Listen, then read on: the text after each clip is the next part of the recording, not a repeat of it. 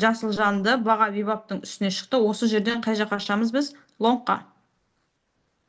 Мына. Бұндай кезде лонгқа ашамыз. Енді мына жерді қараңыздар.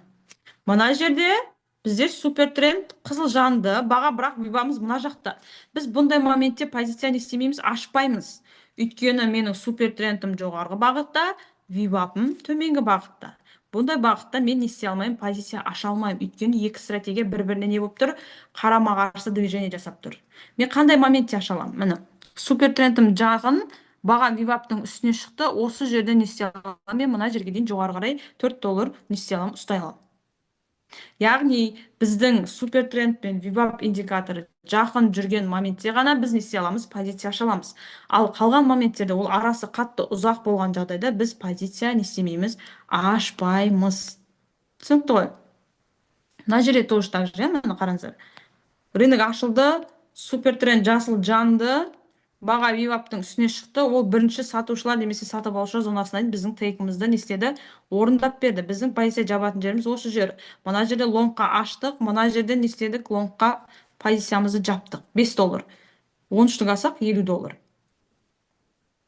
Түсінікті ғой? Яғни бізге үй тапсырмасына осындай сатып алушылар мен позиция ашатын моменттерді не істейміз, белгілейміз. Нақты, иә. Мына жерде де тоже бізде қызыл жанып тұр. Баға виваптың астына мына жерде түскен, иә. Бұндай моментте позиция ашпаймыз. Яғни позиция ашатын кезде бізде желательно супер тренд пен вивап индикаторы не істеу керек, бірге жақын жүру керек. Сол моменттерде ғана біз позиция не істей аламыз, аша аламыз. Ал қалған моментте біз позиция ашпаймыз. Түсінікті ғой? Мына моментте де тоже мына позиция қарауға болады. Супер тренд қызыл жанды, баға виваптың астында бірінші зонамызға дейін не істеуге болады, позициямызды, шорт позициямызды жауып пайда алып алуға болады. Түсінікті ғой?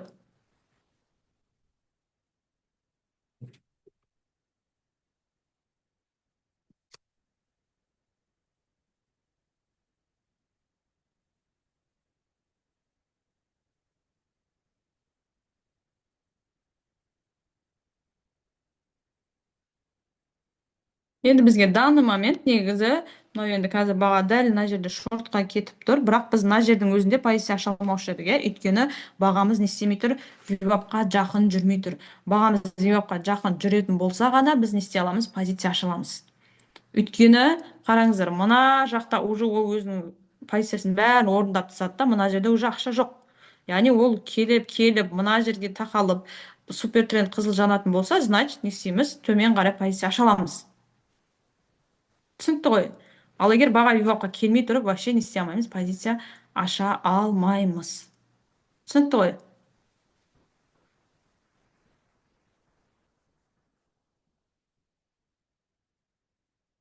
Енді үйге тапсырма.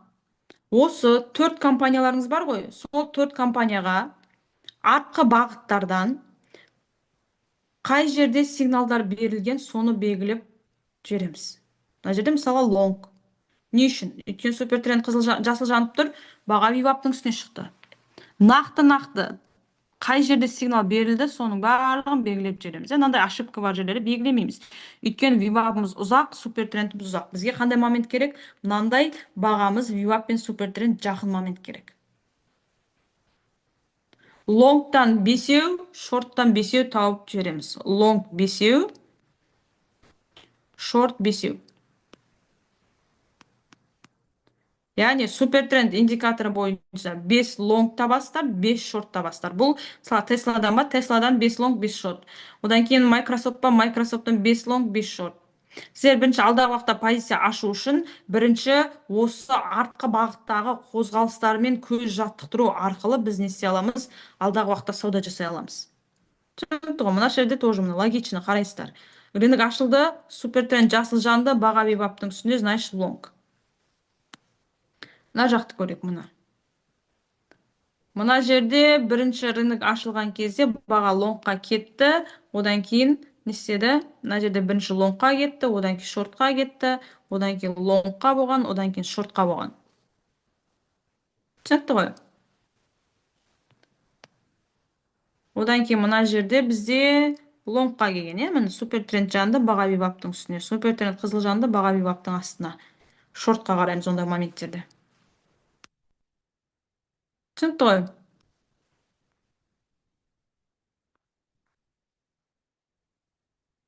Мына жерде тоже так же баға супер тренд жасыл жанып тұр, баға виваптың үстіне шықты, не істейміз? Жоғары қарай, лонгқа қараймыз. Осылай әр акцияларыңыздан, әр компанияларыңыздан, Tesla, Apple, Amazon, Google деген сияқты өздеріңіз зерттеген компаниялардың барлығынан 5 лонг, 5 шорт тауып не істейміз? Кураторға жібереміз. И потом күндегісін күнде сіздер ертеңнен бұйырса рынокқа дайындаласыздар. Рынокқа дайындалған кезде, премаркет жақындаған кезде 18:30-дарда уже барлық линияларын сызып дайын отырасыздар. Дайын отырғаннан кейін рынокты наблюдайте. Рынок ашылғаннан кейін просто наблюдайте. Ашылғаннан кейін қай бағытқа кетеді? Қай бағытқа кетеді? Мысалға, бүгін рынок ашылған кезде неге кетті? Лонгқа кетті. Міне. Бүгін мынау сіздердің енді мынау пустой рынок, иә? Пустой рыноктан кейін бізде кешке көк линия шығады, одан кейін ертең сары линия шығады. Сары линиядан шыққаннан кейін уже рынокқа дайындаласыздар, иә? Жаңағындай сатып алушылар, сатушылар зонасы, премаркет, автомаркет, ETR зоналарын барлығын белгілеп дайындап тұрасыздар. Дайын отқаннан кейін рынок кешкі 6:30-да ашылғаннан кейін уже осы екі индикатор қосып қоямыз. Екі индикатор қосқаннан кейін индикатор қай жаққа бағытқа сигнал береді, сол кезде мына лонгқа беретін болса байды ашасыздар, шортқа беретін болса селмен ашасыздар. Ашасыздар, просто жауып, ашып, жауып қолды не істейміз? Бірінші жаттықтырамыз. Buy sell, buy sell, buy sell, buy sell. Түсінікті ғой? Яғни бірінші тапсырма, сіздер 5 компания, 4 компанияларыңызға 5-5-тен 5 лонг, 5 шорт, яғни артқы графикадан, өтіп кеткен графикадан бірінші көздеріңізді жаттықтыру мақсатында сызып нақты қай жерден кіретін едіңіз позицияға, сол жерлерді белгілеп не істейміз? Кураторға жібереміз. Бұл бірінші тапсырма.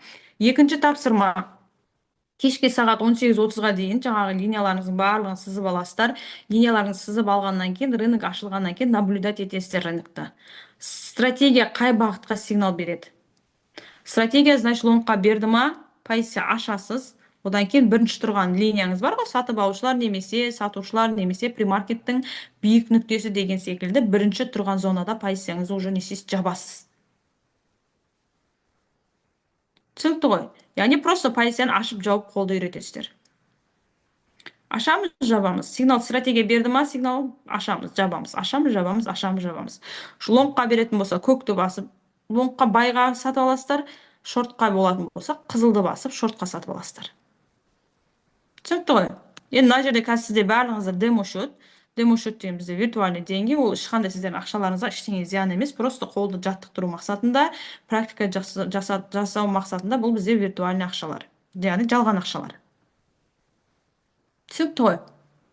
Яғни бірінші тапсырма бізде 4 компанияға осындай сатып, қай жерден позиция ашатын едік, қай жерден позицияны жабатын едік, қай жерден позиция шортқа ашатын едік, қай жерден позиция шортты жабатын едік. Сол линияларды, яғни стратегия бойынша көзді жаттықтырып, белгілеп, домалақ-домалаққа белгілеп кураторға жібереміз. Лонг шорт деген секілді, жаңа мен сияқты мына. Мына жерде шортқа ашатын едім дейсіз, бүйтесіз, шорт деп жазып қоясыз. Міне. Осындай моменттерді ашпайсыздар. Мына қараңыздар, мына жерде бұл ошибка. Супер тренд жасыл жанып тұр, баға вибап мына жақта. Бұндай моментте вообще қарамаймыз. Когда супер тренд жасыл жанды, баға виваптың үстіне шықты, екеуі жақын жүрсе ғана біз позиция лонгқа қарай аламыз. Түсінікті ғой? Яғни бірінші не істейсіздер? Рынок ашылғаннан кейін ETR-ін белгілеп аласыздар, премаркет белгілеп аласыздар, автомаркетті белгілеп аласыздар. Одан кейін сатып алушылар, сатушылар зонасын белгілейсіздер. Одан кейін свечаларыңызды Heiken Ashi'ге ауыстырып аласыздар. Heiken Ashi'ге ауыстырып алғаннан кейін 1 минуттық таймфреймге қоясыздар. 1 минут таймфреймге қойғаннан кейін индикаторын қосып аламыз, VWAP индикаторын қосып аламыз. VWAP индикаторын қосқаннан кейін VWAP-тың настройкасын жасаймыз. Настройкасын жасағаннан кейін барып уже біз рынокқа не істейміз? Дайындаламыз. Рынок сағат 18:30-да ашылады, 18:30-да ашылғаннан кейін уже қай бағытқа кететінін бақылаймыз. Яғни супер тренд қызыл жанып баға VWAP-тың астына түсетін болса, sell деп шорт позиция ашамыз. Ал керісінше линиямыз, супер тренд линиямыз жасыл жанып баға VWAP-тың үстіне шығатын болса, ондай моментте уже позицияны жоғары қарай өсетіп немен ашамыз? Баймен ашамыз. Түсінікті ғой? Қатты қиындығы жоқ. Мына екі индикатор сіздерге барлығын өзі досконально көрсетіп береді. Сіздер просто бүгін ертең, то есть ертең просто ашып жауып қолды жаттықтырасыздар. Одан кейін барып уже біз қай жерден позициямызды жабамыз нақты, қай жерге стоп лосс қоямыз, қай жерде риск менеджер сақтаймыз, оның бәрін бұйырса ертең өтеміз. Сіздер қазір данный момент ашқан кезде бірінші ең жақын тұрған линиядан уже позицияларыңызды жаба беріңіздер. Позиция шортқа берді ма сигнал, аштыңыз, бірінші тұрған линияңыз тұр ма, сатып алушылар, сатушылар зонасы, барасыз да X бас жауып тастайсыз. Лонгқа аштыңыз ба, сатып алушылар немесе сатушылар, премаркет, автомаркет линиялары тұр ма, бірінші тұрған линияңызда позицияңызды жабасыз. Түсінікті ғой? Осылай үйде не істейсіздер, қолдарыңызды жаттықтырасыздар. Енді қазірде просто мына жерде енді ешқандай сигнал келіп тұрған жоқ. Бұндай сигнал келіп тұрған жағдайда негізі біз жалпылама позиция ашпаймыз. Енді сіздер ертеңге дейін просто қазір қолдарыңызды өздеріңіз үйде отырсыздар ғой, қолдарыңызды просто ашып жау buy sell дегенге просто практиковать етіңіздер. Сосын бүгін практиковать етіп, одан кейін барып ертең уже рынок ашылғаннан кейін тоже не істейсіз, сатып жұмыс жасайсыздар. Просто мына жерде қазір buy sell деп просто қолдарыңызды жаттықтырыңыздар. Өйткені сіздер ашып практика ашылды. Қазір менде прибыль $1.2. Енді осы позицияны жабатын болсаңыздар, қасындағы не істейсіздер, X-ті баса саласыздар. Түсінікті ғой? X-ті басқан кезде мына жерде close деген шығады. Осы close дегенді басасыздар да жабасыздар. Сіздер мысалға сигнал мына жерде лонгқа беріп тұр дейік. Енді сіздер анау бірінші тұрған линияға жеткен кезде уже позицияны не істейміз, автоматын жабамыз.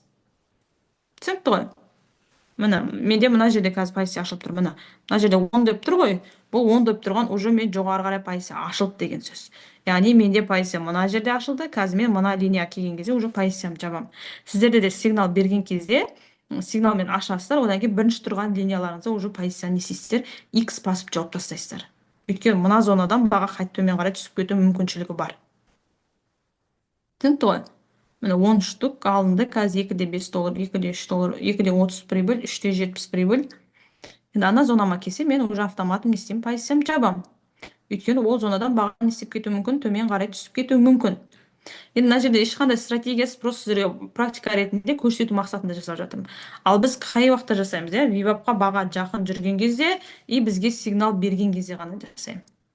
Түсінікті ғой? Міне қазір мен линияма келді. Мына бірінші тұрған жасыл линияға, значит мен мына жерде X басып не істеймін, позициямды жабамын.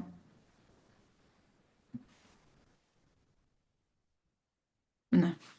Close десеңіз, уже позиция не істелінеді, жабылады. Енді сосын мына жерде сізде көрініп тұрады, қай жерде позиция шыққандарыңыз. Мына жерде байға ашылды, мына жерде селға жабылды. Ана стрелкалардан қорықпаңыздар, ол сіздердің ашып жапқан стрелкаларыңыз. Түсінікті ғой? Яғни үйге 4 компанияға полный 5-5-тен 5 лонг 5 шорттан тауып кураторға жібереміз. Екінші, бүгін бірінші қолдарыңызды buy sell ашып жауып просто қолдарыңызды жаттықтырыңыздар. Ертең уже сағат 18:30-дан кейін стратегия қай бағытқа сигнал береді, сол моменттен уже позиция ашып, не істейсіздер, бірінші тұрған линияларыңызды жауып, кураторға тоже отчет жібересіздер. Түсінікті ғой? Акция бойынша бізде стратегиялар өте оңай, өйткені бұл жақта бізде барлығын подсказка бар, индикаторлар бәрін подсказка беріп тұрады. Түсінікті ғой? Бүгінге сабақ осы. Үй жұмысын міндетті түрде жіберіңіздер. Бізде бір 3-4 адам бар жібермей жүрген. Обязательно жіберіңіздер, қолдарыңызды жаттықтырыңыздар. Түсінбеген жерлеріңіз куратордан сұраңыздар. Жасап не істейміз, кураторға жібереміз.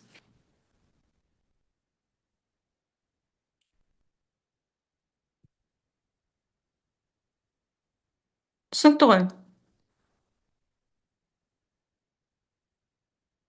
Кімнің экраны қосылып кеткен?